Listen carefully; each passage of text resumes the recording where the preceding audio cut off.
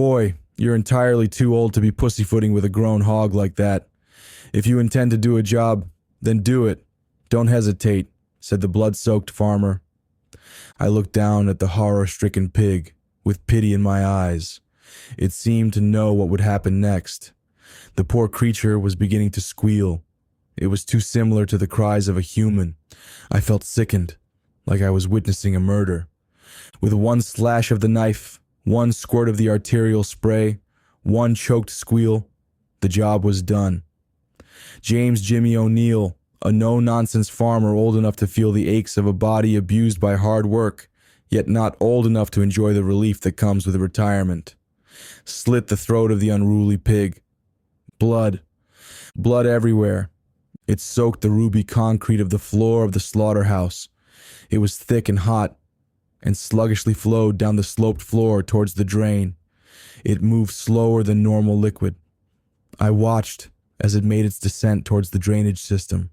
I stood there transfixed. I could not pry my eyes away from the gruesome trek of the blood. It felt as if I was staring at it for hours. Boy, are you even listening to me? I want this mess cleaned up. You think you can handle that? Questioned the calloused old farmer. Being drawn out of my reveling, I responded, Yes, sir, I'll clean it up. I had originally been tasked to slaughter the pig, but I couldn't do it. Now I stood there, eyes downcast, looking thoroughly abashed. I swear kids these days are practically useless. All this school and respecting others bullshit is ruining the youth. Are you going to be able to clean up this mess, or are you going to just stand there like an invalid again? Said the gruff voice of the bent, old man. Beginning to turn red in the face, I kept my eyes glued on the growing pool of blood. I was unable to muster the courage to meet the old man's withering stare. With a nod of my head, I agreed.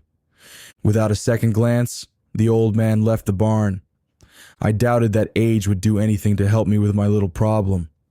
The fact of the matter is, I am no killer. It was tough enough for me to kill mosquitoes. How was I supposed to kill a pig I had tended to for a whole year? I knew I wouldn't be able to go through with it when the pig locked eyes with me. Its eyes seemed to be pleading, reminding me of all the times we had spent together. I talked to the pig, shared my hopes and dreams, my failures, even read poems and stories to it. I didn't grow up with a dad. He left the moment he finished up with my mom. Hit and quit, I think, is the slang for it. It was a simple hookup at some college party. Innocent fun, right? Not so much fun for me, and even less for my mother. We struggled. No matter how many jobs she picked up, it never seemed like we could get ahead. She could have made it without me for sure, but she wasn't that kind of woman. She taught me to be a different type of man. One that's kind, one that's gentle, one that takes responsibility. When it came to those lessons, I soaked them up like a sponge. The fact of the matter was that I didn't want to be anything like my father. As far as I could tell, my mom was more of a man than he would ever be. When I was a boy, I used to dream of him stepping through that front door. He always was holding the same red rocket bike in his right hand, and he'd approach me and wrap his arms around me. I didn't know what he looked like. My mom didn't have a picture of him, so in the dreams he looked like Robin Williams from the Flubber movie. That was the only movie we had on VHS, and so I used to watch the shit out of it. When I hit puberty, those dreams died. I didn't want him back in my life. I despised anything that made me think of him. The boys in my high school reminded me of him. I hated them, and as a result, I was lonely in school. The country is no place for a gentle boy. Nice boys equaled gay boys. At least that's what they used to call me. So, I played along. At least then, they would stop beating me up. Too insecure in their masculinity to lay a hand on my sissy boy body, I supposed. It suited me fine. They were brutes, dumb block-headed piles of meat. I was glad my dad left and never came back, and I was equally glad when the boys in school left me to myself. I only felt like my true self when I was alone. I shared the same sentiment from my considerate employer, Mr. Jimmy O'Neill. He knew I had a hard time killing the animals, but as if it was some holy mission given by God, he felt the necessity to purge me of this defect, as if staining your arms with the lifeblood of an innocent creature somehow made you more of a man.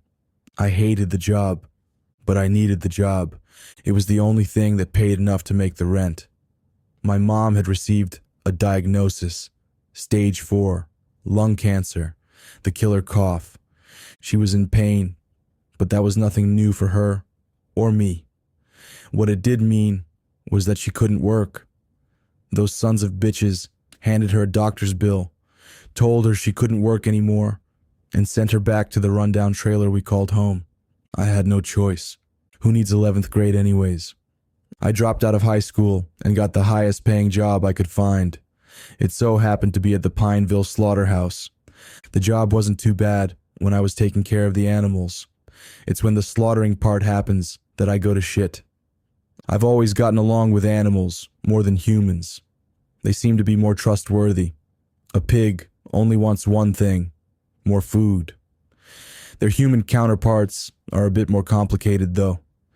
People play too many games. I had no one to talk to. It was only natural for me to talk to the pigs, specifically the one laying on the floor with the slit throat. He was gentle, the runt of the litter, like me. His brothers used to push him away from their mother's tit at mealtime. I saw the little guy, time after time, get sent away hungry. I couldn't take it anymore. He wasn't growing. He looked sickly and pale, absolutely malnourished. So, when the old farmer was busy doing something else, I used to feed him with a bottle. I did this every day, and he grew stronger. He had a sweet temperament, but he was tougher than the rest. We had that in common. Gentleness isn't the same as weakness. It can be a kind of strength, all on its own. But he was gone now, by the hands of that son of a bitch. I looked down at the lifeless corpse. I could feel those dead and familiar eyes drill into me. They accused me of 1,000 betrayals. They hurled obscenities at me. I felt the room grow hot. The walls seemed to be moving in, suffocating me. I looked down at the blood again. Everything turned red. I heard it pumping in my ears. It was as if the sound of my blood rushing in my veins was being amplified somehow. I felt my head grow heavy, like I had been breathing too much toxic fumes. The lights grew dim, and all went black. I looked up, seeing the old farmer approaching me with the knife. The man turned to a figure saying, "Boy, you are entirely too old to be pussyfooting with a grown hog like that. If you intend to do a job, then do it. Don't hesitate." The farmer bent down towards me, brandishing the knife. I cried out. Fear paralyzed me, and I knew exactly what was going to come. With a white-hot flash of pain, the knife ran across my neck. Blood rushed down my throat, clogging my air passages. I was choking on my own lifeblood. I tried to spit the sticky hot liquid out of my throat. My efforts were in vain. I felt my body grow weak, my vision fading. Before the darkness could consume me, I looked to see a queasy-looking me beginning to clean up the mess.